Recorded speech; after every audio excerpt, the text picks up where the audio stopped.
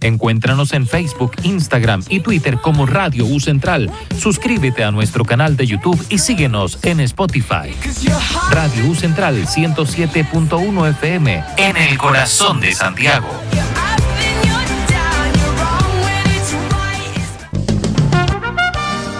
Radio U Central 107.1 FM y radio.ucentral.cl presenta Resonar con Vínculos, un espacio de diálogo inclusivo y enriquecedor que celebra la diversidad de voces y perspectivas de las personas mayores en relación con el envejecimiento.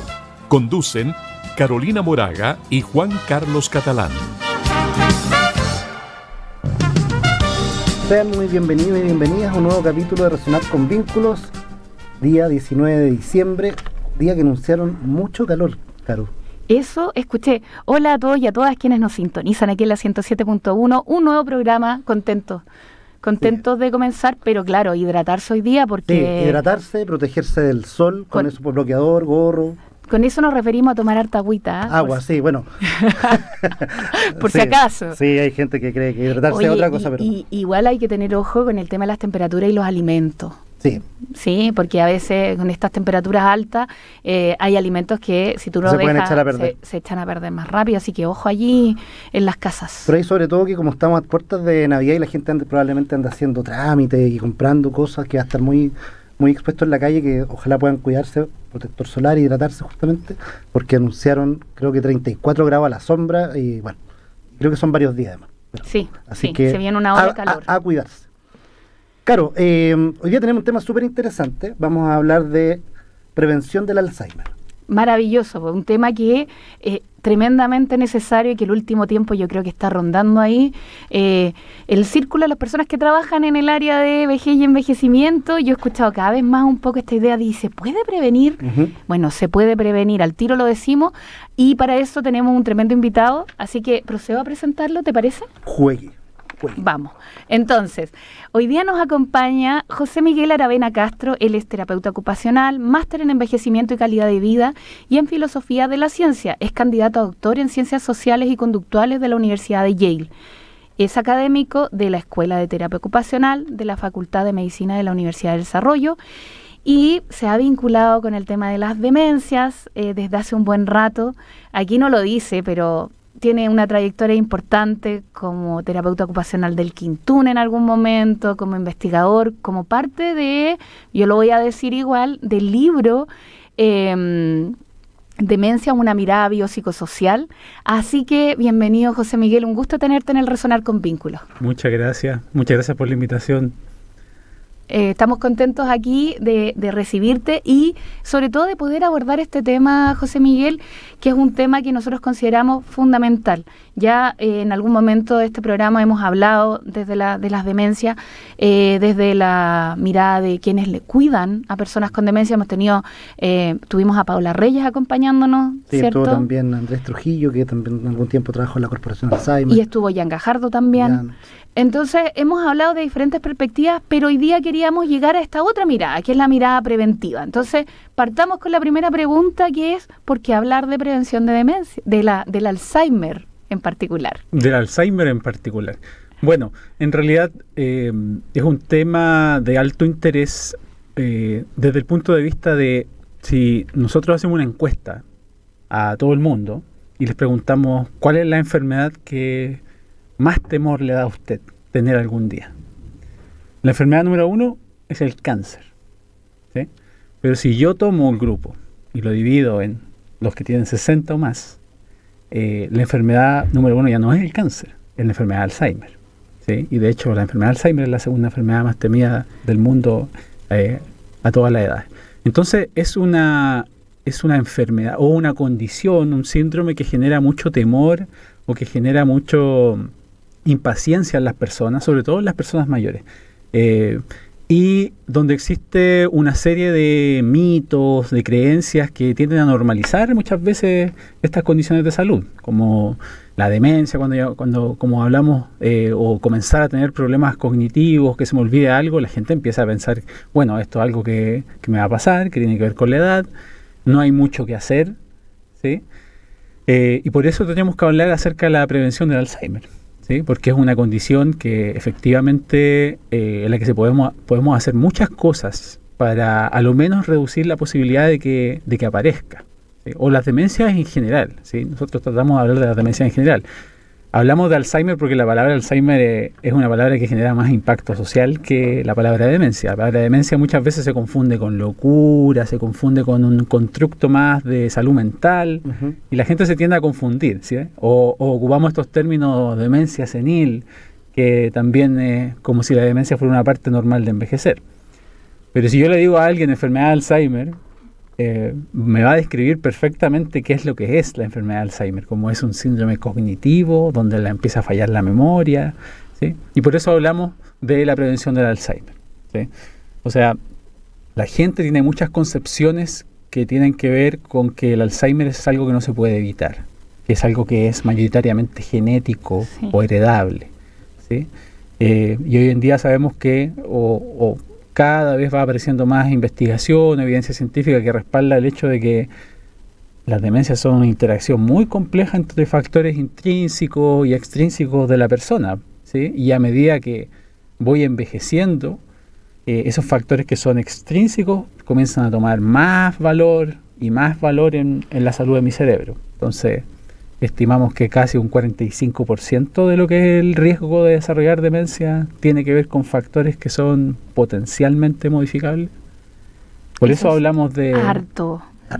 Es muchísimo, claro, pero si tú le preguntas, o sea, es muy interesante, porque cuando a la gente le preguntan por qué piensa usted que ocurre la enfermedad de Alzheimer, ¿sí? La respuesta, dentro de las respuestas más frecuentes, por la herencia familiar. Genética, claro. Es una condición genética, ¿sí?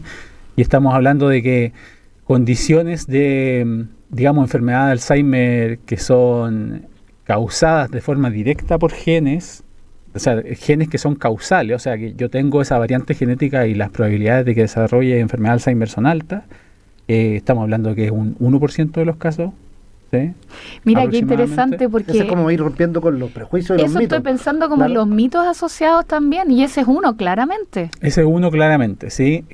Hay otros genes, que son genes que tienen que ver con la expresión más tardía de la enfermedad de Alzheimer, después de los 65 años, ¿sí?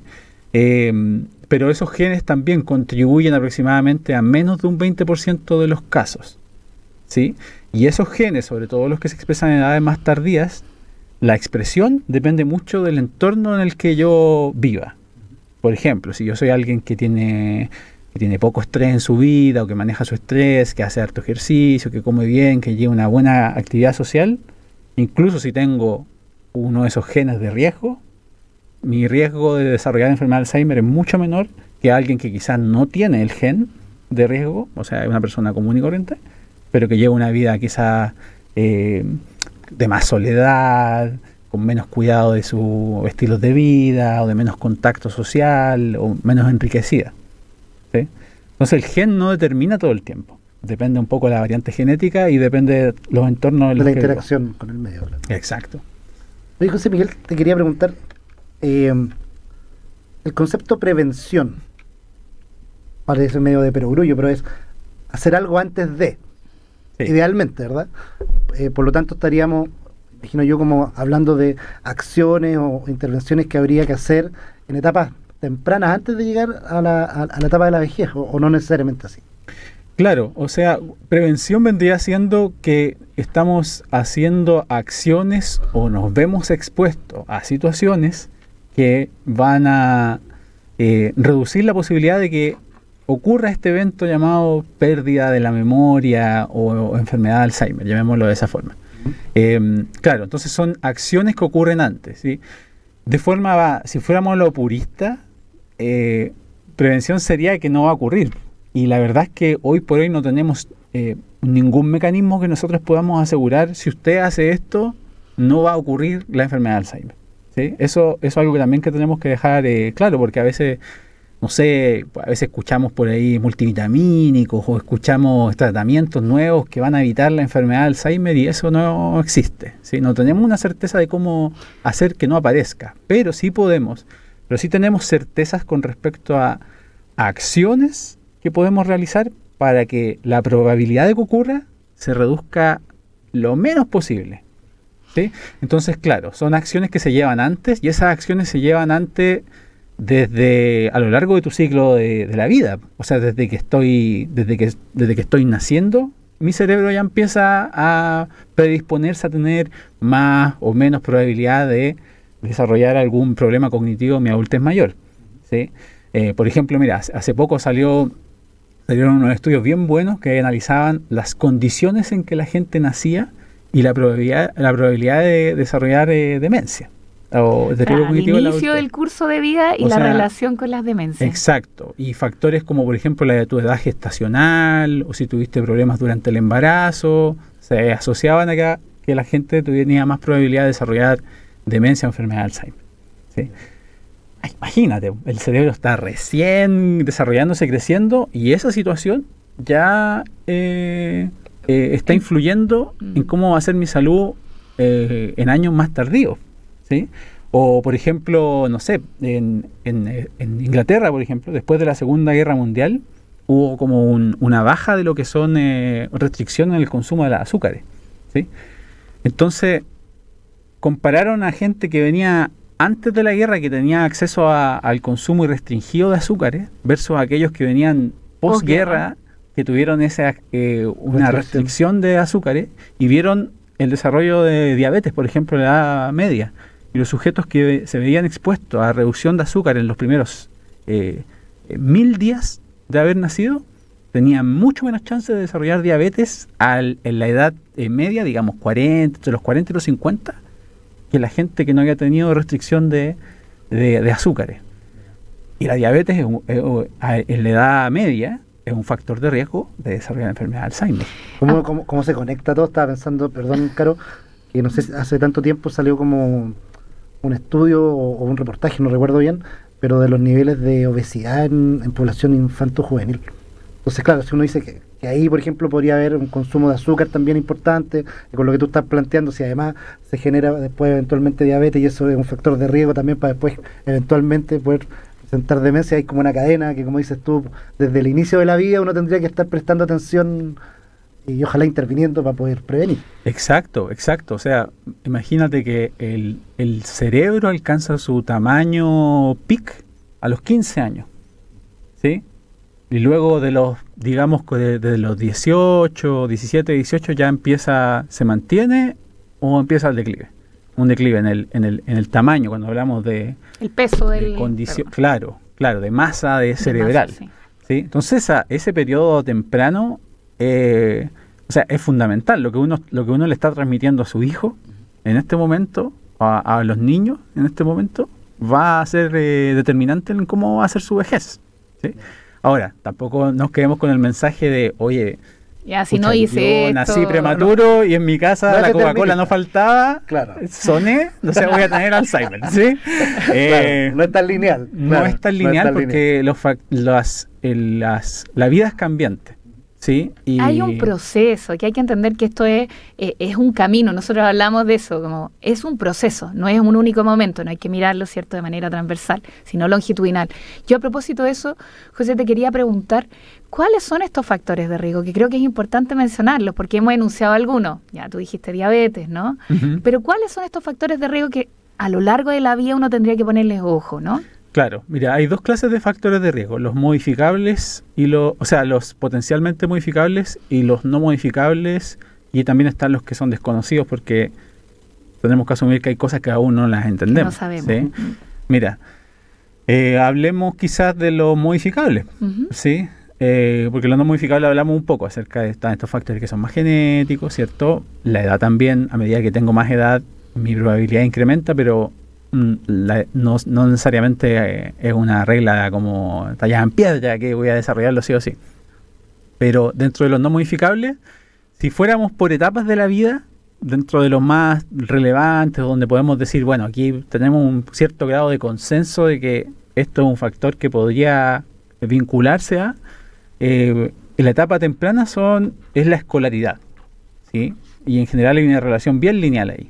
Más años de escolaridad, menos riesgo de desarrollar enfermedad de Alzheimer, menos años de escolaridad, más riesgo de desarrollar enfermedad de Alzheimer, ¿sí?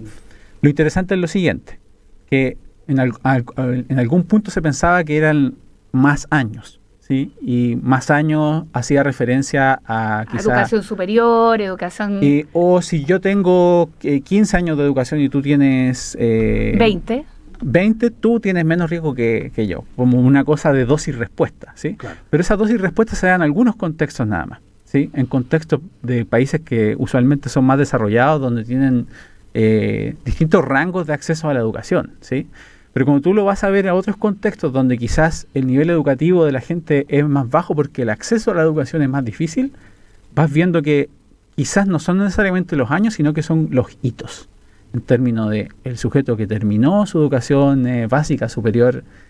Ese es un hito que marca el tener menos riesgo que simplemente tener un año más o un año menos, ¿sí? Entonces nos habla también de que tiene que ver a veces con la posibilidad que tienen los sujetos también de acceder a ambientes que son más enriquecidos, ¿sí? Porque alguien que, digamos, vamos a nuestro país, alguien que terminó cuarto medio tiene posibilidad de optar a distintos trabajos que le van a permitir obtener una mejor calidad de vida. A un tema ¿sí? determinante finalmente. Claro. ¿Qué diferencia hay entre alguien que llegó hasta octavo o salió o llegó a primero y tuvo que irse de primero?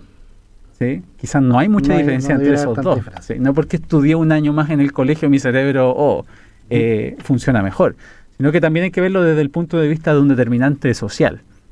Ya, los años de educación son fundamentales. Después, si nos vamos moviendo a las etapas más de la edad media, ¿sí? Aparecen todo lo que son factores de riesgo cardiovasculares. Y aquí tenemos la hipertensión. Estamos hablando de presión sistólica mayor a 140. En general se asocia a un mayor riesgo de desarrollar enfermedad de Alzheimer en etapas tardías. La diabetes no controlada, la obesidad y la hipercolesterolemia, o sea, tener niveles de colesterol muy altos, ¿sí? Todo eso en su conjunto aportan más o menos como un 5, un 6% todo lo que es el riesgo, ¿sí? Y lo interesante es que la mayor asociación con el riesgo de presentar enfermedad de Alzheimer no es necesariamente en etapas más tardías. En etapas tardías, me refiero después de los 60, también se asocian a un mayor desarrollo, pero tienen mejor pronóstico que el que tiene algunas de estas condiciones en una edad media, ¿sí? Estamos 40. hablando de 35, 40, antes de los 50 por ahí. El que tiene algunas de estas condiciones y no lo está controlando, no se está tratando, ese tiene más riesgo, más probabilidad de desarrollar enfermedad de Alzheimer a estas días. Luego tenemos todo lo que tiene que ver con los golpes en la cabeza. Los golpes de la cabeza es un factor importante en la edad media, en la edad tardía, ¿sí?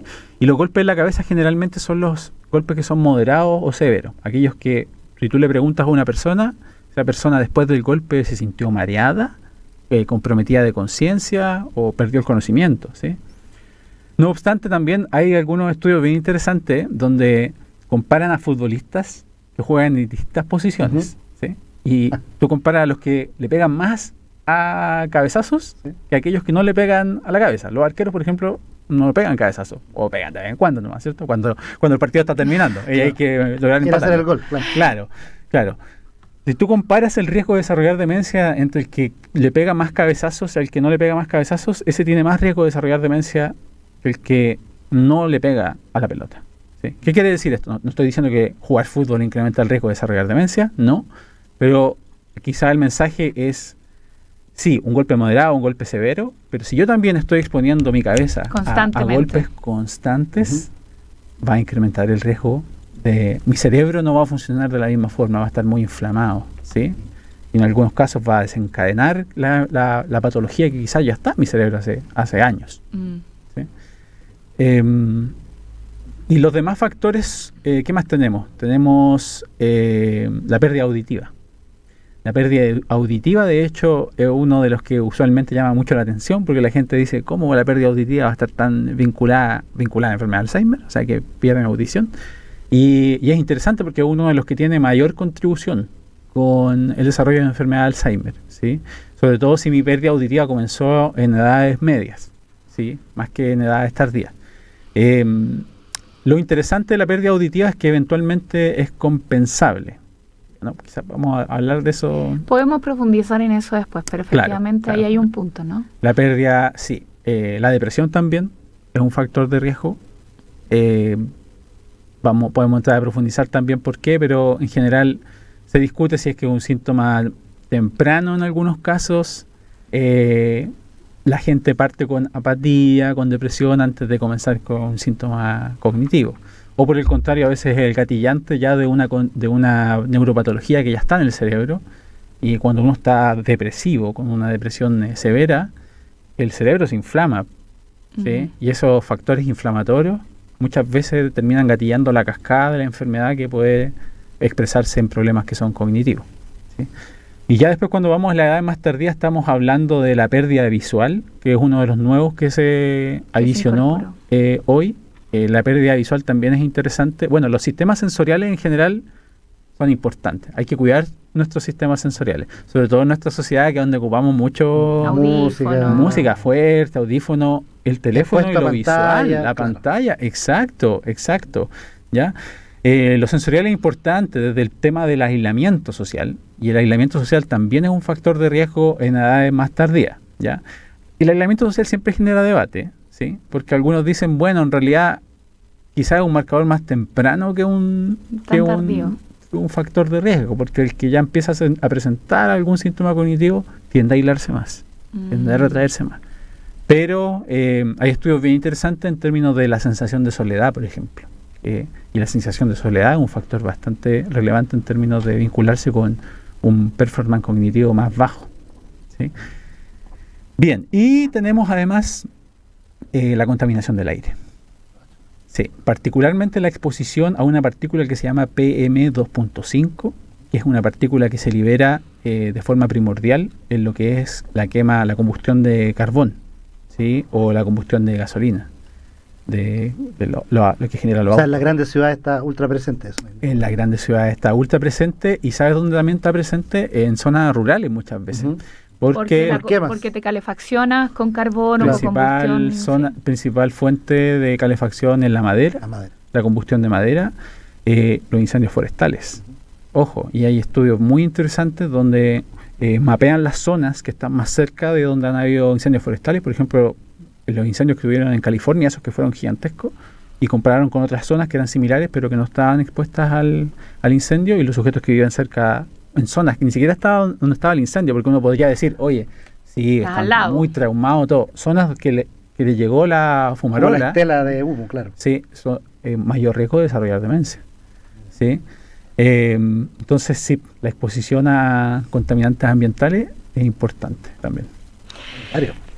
Súper interesante lo que tú nos señalas, José Miguel, porque efectivamente hay una serie de factores a lo largo de la vida que es importante tener en cuenta. Esto los vamos a seguir profundizando. Mientras tanto, les quiero invitar a hacer una pausa musical para después seguir conversando con José Miguel Aravena. Mientras nos vamos con Estamos presentando Resonar con Vínculos, un espacio de diálogo inclusivo y enriquecedor que celebra la diversidad de voces y perspectivas de las personas mayores en relación con el envejecimiento. Conducen Carolina Moraga y Juan Carlos Catalán. Estamos de regreso en Resonar con Vínculos. Estamos hablando de prevención del Alzheimer y estamos conversando con José Miguel Aravena. Hacemos una pequeña pausa para saludar a nuestro amigo Francisco y David, ahí que están en los controles.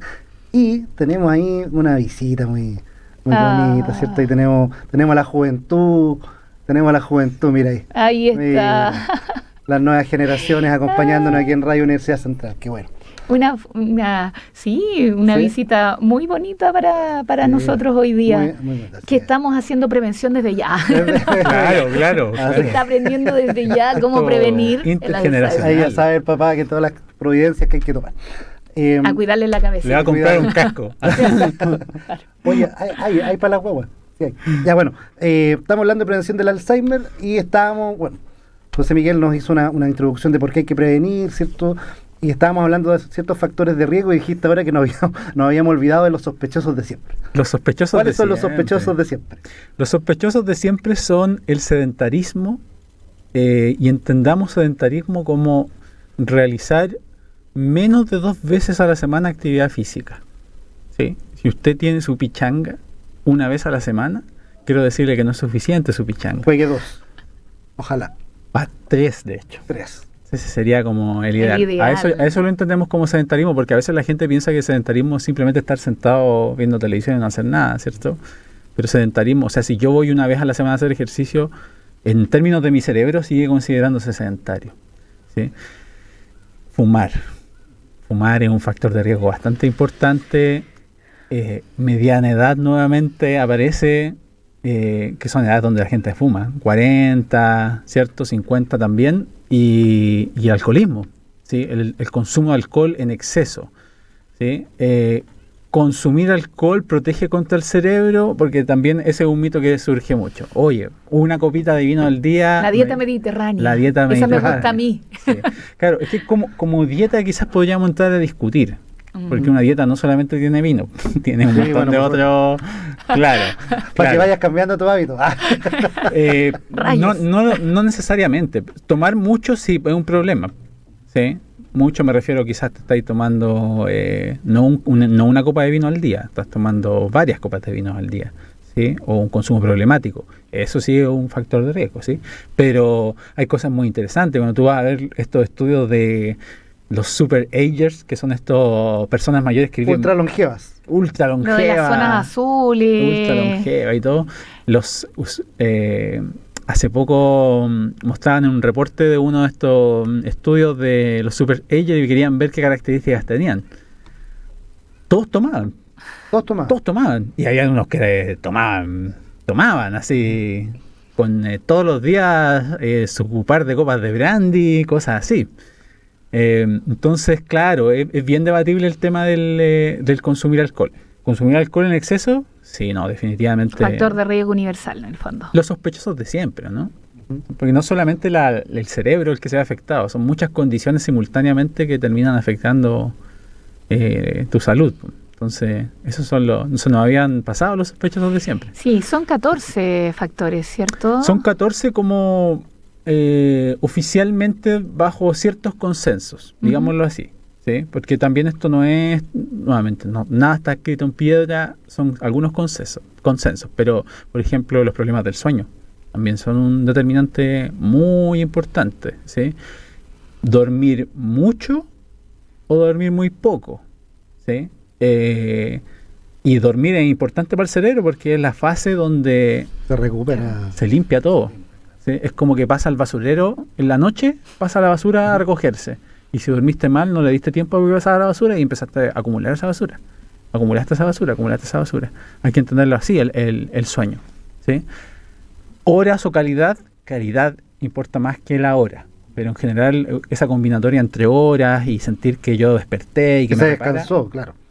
Eso es muy relevante, muy relevante. Claro, pero el sueño no está considerado dentro de estos 14 porque hay distintas decisiones que se toman para poder decir son para estos 14 o no, para comunicarlo, claro. Sí, comunicar el riesgo. Estaba pensando que quizás es importante mencionarlo, a lo mejor la gente lo entiende así, pero por si acaso para esclarecerlo, estos factores de riesgo que tú has mencionado, no es como que si tienes uno vas a tener Alzheimer o si tienes 4 de esos vas a tener Alzheimer necesariamente, sino que es una situación que es mucho más compleja y una interacción de distintas variables como mencionaste al principio. Entonces, recalcar que es importante prestar atención a esto, pero tampoco entrar en pánico porque uno te presente más alguno de estos criterios o factores. Estoy de acuerdo. No hay que entrar en pánico porque se pueden hacer cosas para revertirlo. Exacto. ¿Sí? Tengo que entrar en pánico si es que no hago nada. Hablaste además de los factores que podían ser medianamente modificables, pero estamos hablando de esto. Claro. Ahora, igual, de todas formas, tienen un efecto aditivo. ¿A qué se refiere esto? Si yo tengo 1, no es lo mismo que tenga 4, o que tenga 5, o que tenga 6. ¿Sí? O sea, el que tiene más factores generalmente tiene más riesgo. Sí. Estoy pensando en esto como del riesgo acumulado, estas cadenas de riesgo, toda esta perspectiva de curso de vida. Exacto. Sí. José Miguel, en este sentido, a ver, me pasa lo siguiente. Yo siento que esto es fundamental. Yo lo encuentro demasiado importante y por eso también para nosotros desde el Resonar creemos que mientras más lo difundamos, mejor. Creo que se sabe poco todavía. Cuando yo me formé, yo salí de la universidad en el 2009, nunca se hablaba de la prevención del Alzheimer. No era tema, ¿ya? Y yo te diría que lo empecé a escuchar hace un par de años atrás. Entonces, creo que acá hay que como que hacer un llamado, ¿no? Que es como decir, bueno, ¿cuándo entonces yo puedo empezar a prevenir esto? ¿Cuándo empiezo a preocupar de esto? Claro. Mira, antes de responder tu pregunta, es un tema porque si tú le preguntas a la gente en el mundo, ¿sí? La demencia es una parte normal del envejecimiento. El 80% de la gente dice que sí. Sí. Si tú le haces esa misma pregunta a los profesionales de salud, el 65% te dice que sí. Tampoco baja tanto, no decirlo así. En el último informe del claro. ADI. El último informe del Alzheimer Disease International, 166 países, como 70.000 personas encuestadas. Sí, es increíble. 65% de los profesionales de salud piensa que es una parte normal de envejecer. Menos del 10% de la gente dice que alguna vez ha discutido la prevención de la demencia o la enfermedad de Alzheimer con algún profesional de la salud, ¿sí? Y cuando les preguntan cuáles son las prácticas más frecuentes que realizan para cuidar su cerebro, vitaminas, ginkgo biloba, aceite de pescado, estimulación cognitiva o sudoku, juegos cognitivos. ¿Sí? Hablamos de 14, 15 factores por lo menos ahora y en ningún momento hablamos de no leer o no hacer un juego. De reunirse con gente, interactuar. Claro, el aislamiento social es importante, pero el punto es que hay muchos mitos que van más allá de la formación que alguien pueda tener, que tienen que ver con las construcciones sociales que se hacen con respecto a cómo va cambiando nuestro cerebro. Porque si el 80% de la gente y el 65% de gente que fue a la universidad y estudió acerca de los procesos de salud te dice, es normal que a uno le dé demencia, ¿sí? Te está diciendo de que hay una concepción que es más profunda. Si tú le preguntas a los profesionales y a las personas cuál es la principal estrategia, bueno, leer, hacer juegos cognitivos, también te está diciendo de que hay una concepción social que es más profunda, que no necesariamente tiene que ver con haber estudiado o no haber estudiado el tema. Entonces hay muchas imágenes que están muy intrincadas en nuestra sociedad con respecto al cerebro. Y que van determinando las acciones finalmente, porque si yo creo que esto es normal, yo creo que de ahí en adelante me planto hacia la relación con las personas desde ese lugar, creyendo que hay ciertos procesos que son naturales. Y yo creo que ahí es importante hacer ese hincapié. No es normal. No es normal. Eso no es uno. Normal. Y dos, ¿desde cuándo comenzar? Esto, bueno, lo estábamos hablando en el break, esto es como una inversión, hay que verlo como un departamento, nuestro cerebro es como un departamento en verde o morado, ¿cierto? Que desde pequeño está en morado, porque estoy pagando en adelantado por ese departamento. Y tengo que pagar mi cuota todos los meses, ¿sí? Después cuando ya voy en la edad temprana empieza a pasar a un departamento en verde o en blanco por ahí, ¿sí? Y cuando ya estoy persona mayor ya tengo la posibilidad o estoy viviendo ya esa situación en ese momento. Entonces el cuidado del cerebro es algo que comienza desde el día 1. Comienza desde incluso cuando nosotros no tenemos control del cuidado de nuestro cerebro y dependemos de un entorno que nos termina cuidando, ¿sí? Porque ¿qué determina que un niño llegue hasta octavo, por ejemplo, hasta sexto básico? ¿Es una decisión del niño no ir al colegio? ¿O un entorno que quizás está ofreciendo entonces... O no ofreciendo. Y ahí es importante, entonces, claro, este entorno más inmediato, pero también las políticas públicas, cómo incentivamos y facilitamos el acceso a la educación. O sea, yo creo que allí, en algún momento, en los años 90, ¿se acuerdan? Que no habían estas políticas como el incentivo a la educación que hoy día sí existen en nuestro país. Como hoy día, la verdad es que tú ya casi no ves niños o niñas que no estén escolarizados. Claro, pero la tasa de deserción escolar sigue siendo alta. Sí. Post pandemia aumentó. Sí, es verdad. Ojo. Es verdad. Sí. Ojo, y eso es contraintuitivo a veces pensar que una política social de ese índole es una inversión hacia lo que es una política pública de salud, como es la prevención de una condición cognitiva, y que tiene un impacto económico gigante, porque ¿cuántos años de vida laboral, efectiva y de alta experiencia tú pierdes porque un trabajador comienza con problemas cognitivos? O sea, en el fondo, en esa lógica, la inversión en la temprana infancia podría ser, suena medio feo esto, pero es como un ahorro en salud posteriormente, en etapa. Y no solo ahorro en salud, es una inversión económica, porque tienes un trabajador de alta experiencia que va a poder seguir produciendo y que seguir entrenando a las poblaciones más jóvenes. Yo creo que hay que verlo de esa forma, porque mira, es la forma también en que tenemos que a veces tomar para poder insertar temas que son de alta relevancia y terminan teniendo un peso en la agenda social política. Hay que conversarlo de esa forma. Sí, ¿no? Costo exacto. efectivo, en el fondo. Si tú inviertes acá, ¿cuánto te estás ahorrando en esto otro? Y esto a largo plazo. José Miguel, ¿puedo preguntar algo? Por supuesto. ¿O le doy la palabra a usted? No, dale, yo también quería preguntar algo, pero me pongo ahí a la fila. Dale. Ya, es que esto necesito Te preguntarlo. gusta, te gusta. ¿Qué rol cumple la estimulación cognitiva? Porque hoy día tenemos programas que tienen componentes de estimulación cognitiva. ¿puedo Sin sumar? ir más lejos, el programa más. Me puedo sumar a eso porque la pregunta iba también un poco hacia allá. Mencionaste el sudoku, que es como bien popular porque incluso uno de repente va a un lugar donde hay personas mayores y eventualmente puede Puzzle, sopa de letras. Puzzle, claro. Entonces, una conversación que yo he tenido es como las funciones cognitivas son varias, son distintas y el sudoku, por ejemplo, estimulará algunas y no otras. Y por lo tanto, si no hay un diagnóstico diferencial, capaz que estoy tratando de apuntarle a una y le estoy dando a la otra y en el fondo no le estoy dando el palo al gato, por decirlo en coloquial. Ya, es una pregunta, una buena pregunta. Mira, la estimulación cognitiva es importante, sí. Siempre voy a, o sea, no soy creo que uno no puede ser tan tácito con las cosas, ¿sí? Porque si alguien disfruta de esta actividad, es algo que tiene un valor y un significado para esa persona, es importante, y es importante seguir haciéndolo. Como actividad significativa. Finalmente. Claro, claro. Ahora, como una actividad que va a prevenir la demencia y la enfermedad de Alzheimer, dudoso, ¿sí? Y de hecho, si lo pusiéramos en la lista de las prioridades que debo hacer para prevenir el Alzheimer, yo la pondría como en el 5º o el 6º lugar. O sea, mi punto es el siguiente. ¿Quiero ocupar esa estrategia? Sí, se puede ocupar. ¿Va a ser mi primera prioridad? No.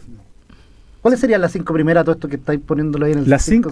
Mira, la número 1, a mi parecer, es el manejo de la hipertensión.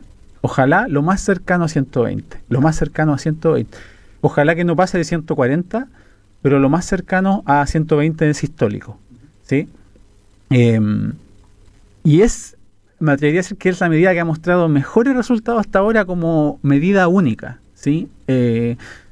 Están estos estudios donde meten a la gente a esto literalmente jugueras de actividades, donde 3 veces a la semana actividad física, consejería nutricional, 4 veces a la semana estimulación cognitiva, talleres grupales, o sea, una cosa intensiva. ¿Tiene un beneficio? Tiene un beneficio, por supuesto. Pero llevar a cabo eso es difícil. Imagínate, o sea, o sea, para mí es difícil pensar en alguien que participa tanto en actividad física o que tiene tanto tiempo para hacer una actividad cognitiva y tanto tiempo para hacer... O sea, tenés que dedicar tu vida a eso, ¿sí? Y quizás la vida es más que eso, ¿cierto? Claro. Nosotros queremos disfrutar también. Espero que sea más que eso. Claro, claro. Pero como medida única, manejar la hipertensión es... Número 1. Top 1. Sí, número 2 vendría siendo tener un estilo de vida en general lo más saludable posible, ¿sí?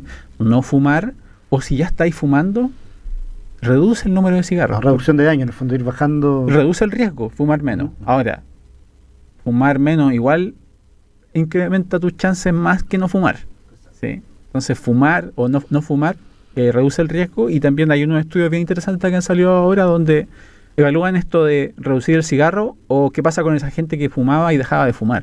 Y efectivamente el que deja de fumar tiene menos riesgo de desarrollar en edad media, por ejemplo. Si dejo de fumar en edad media, tengo menos riesgo de desarrollar enfermedad de Alzheimer a edad tardía.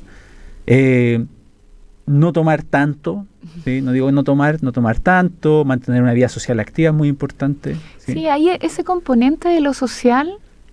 Extremadamente relevante porque le da significado a tu vida, te permite mantenerte envuelto en actividades que son... desafiantes también. O sea, la interacción social es extremadamente desafiante. Conocer a una persona, si tú le preguntas a una persona cualquiera como cuál es la actividad que más le da miedo, o sea, que más temor le da, hablar en público es la número 1. A pesar de que hay un montón de otras actividades, más pilotear un avión, qué sé yo. No, la gente dice hablar en público, eso es lo más difícil. Entonces, alguien que logra comunicarse con alguien más está superando una barrera cognitiva muy importante. Bueno, y en el fondo ahí también está haciendo estimulación cognitiva. O estás estimulando tu cerebro, claro, de una forma... Claro, y a veces pienso que el hecho de juntarse con un grupo de personas y organizar alguna actividad, eso puede ser aún más desafiante que hacer algo por tu lado, Sí. de forma aislada.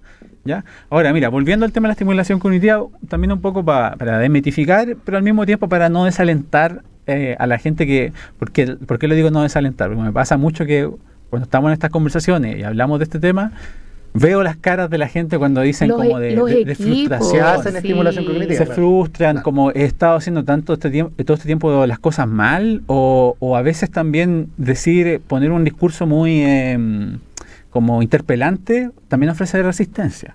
¿Sí? Entonces, no quiero que se genere eso. No ser tan tajante, ¿no? Claro, ya. Pero si yo quisiera hacer estimulación cognitiva para mejorar el rendimiento cognitivo, ¿puede tener un beneficio? Sí, puede tener un beneficio. ¿Es un beneficio potente? No, es bastante modesto, pero es una ganancia. ¿Ya? ¿Cuándo es una ganancia? Cuando los sujetos están sanos o cuando están en etapas más tempranas, en etapas más leves, moderadas, cuando la gente ya tiene una condición, ¿podría tener un grado de beneficio? Sí, podría tener también cierto grado de beneficio. Ya, ¿cómo? ¿Cuándo tiene ese beneficio? Usualmente cuando trabajo funciones que son de multidominio. Digamos, funciones ejecutivas.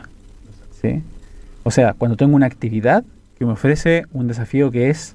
Pero tengo que trabajar la atención, la concentración... Pero tiene que ser diverso y usualmente entrando desde la función ejecutiva. Desde la función ejecutiva al resto. La función ejecutiva es el hacer, ¿no? La función ejecutiva es control, organización, orquestación, planificación. Tiene que ver con actividades que son más complejas, yo diría más vinculadas a... Multitasking, como múltiples tareas simultáneamente, a eso tiene que ver. ¿Sí? ¿Cuánto? Mira, el mínimo recomendado son 3 veces a la semana, 20 minutos por día, y tiene que ser intenso. ¿Sí? O sea, tiene que ser una actividad que no tiene que ser...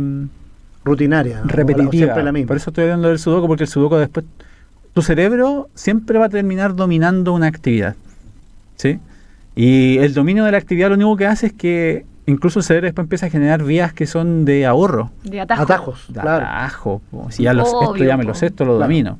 ¿Sí? Pero si la pichanga la vais cambiando de cambiáis de puesto en la cancha, por ejemplo. O cambiáis de rival, claro. Tenéis que leer y pensar de otra forma ya, ¿cierto? Esto es lo mismo con el ejercicio cognitivo, o si a mí me gusta tocar la música, por ejemplo, no voy a estar tocando siempre el mismo tema. Aquí mi recomendación es, este es el momento donde usted va a tomar ese tema que siempre quiso aprenderse, pero decía, oye, pero es que es muy difícil. Apréndete ese tema que es el tema difícil, porque ese es el momento donde tu cerebro empieza a generar conexiones que son nuevas, generar nuevos caminos, José, mecanismos de compensación. Y en esa misma línea, ¿qué se le puede recomendar entonces a estos equipos de los programas, los centros diurnos, programas más en general que utilizan estos componentes cognitivos, digamos? Como hay algunas condiciones que tú señalaste, pero ¿qué mensaje les darías tú a estos equipos si es que pudieras darle alguno, ¿no? Si es que nos están escuchando aquí. Quizá mi mensaje sería que conversar del tema de los problemas cognitivos y la posibilidad de prevenir la enfermedad de Alzheimer y otras demencias con la gente, ¿sí? Y conversar en términos de no simplemente de la posibilidad que existe de hacer este cambio, sino que de conversar de qué factores de riesgo tengo o qué factores de protección tengo. Y a partir de esa identificación de factores de riesgo o de cuidado, orientar mi intervención más a un cambio conductual del sujeto, ¿sí? Más que a una intervención donde el sujeto va y participa de un taller de estimulatorio. Tiene un beneficio, va a tener un beneficio, pero todos estos programas tienen límites. La gente va 3 meses, la gente va 6 meses o la gente va 1 año. Y yo he visto, ¿sí?, cómo queda la gente cuando se está yendo. O sea, es como si les queda un vacío en su existencia. Lo entiendo porque hay una vinculación, y eso está, hay afectos. Y eso está muy bien. Pero tienes que pensar qué ganancia, o mostrarle a la persona qué ganó después de haber estado esos 3, 6 meses o ese año acá. ¿Ganó el simplemente haber venido y ahora que ya no vengo perdí un espacio? ¿O gané mira, ahora salgo 3 veces a la semana por mí mismo a darme la vuelta a la plaza que está cerquita? ¿Cómo voy instalando ciertas capacidades también? Como un poco de agencia, ¿no? Como que trabajar el tema de la agencia personal. Cambiar la conducta, ¿sí? Promover el cambio del estilo de vida en la persona, pero en su vida, ¿sí? Creo que por ahí quizá va el foco. O sea, y si mi actividad, voy a hacer una actividad física, actividad cognitiva, ojalá que vaya también en esa línea. O sea, ya, vamos a hacer una actividad de estimulación cognitiva, pero ojalá que tenga después un componente de decir cómo hago que esta persona traslade esto a su vida diaria. Sí, fíjate que yo algunas veces he recomendado, no sé, pues hay tantos desafíos cotidianos como por ejemplo ocupar el metro de Santiago para la gente que vive acá y cómo hacer ruta. Tú tienes que hacer cierto trámite, ¿qué implica esto? De repente hay personas que no lo tienen tan claro, se mueven solo en su comuna y eso implica un desafío cotidiano que hace que tengas que elaborar un plan, organizarte, ¿cierto? Y que resulta un poco más desafiante en términos cognitivos, pero también funcional, como que podías extrapolarlo a tu cotidiano. Y así hay una serie de desafíos en el día a día que uno puede considerar como yo digo yo, como herramientas, ¿no? Claro, o cosas tan simples a veces como, digamos que estábamos hablando de la hipertensión. Si al terminar mi intervención la persona es capaz de autogestionar la toma de su presión y llevar una bitácora de su presión, siendo muy consciente de cuando esa presión superó cierto grado, o sea, si la presión sistólica está por sobre o menos lo que es esperable, existe un cambio gigante en esa persona, porque antes quizá yo me tomo la presión cuando voy al consultorio nada más. Claro, son otros. Pero ahora no, ahora estoy preocupado porque sé que esto es importante. Sí, yo creo que ahí hay un punto. Vuelvo a pensar en el programa más, los recuerdo harto porque ellos tienen un componente de estimulación Mucho funcional, potencial. Cognitivo, y también tienen uno donde de lleno es cuidado de la salud.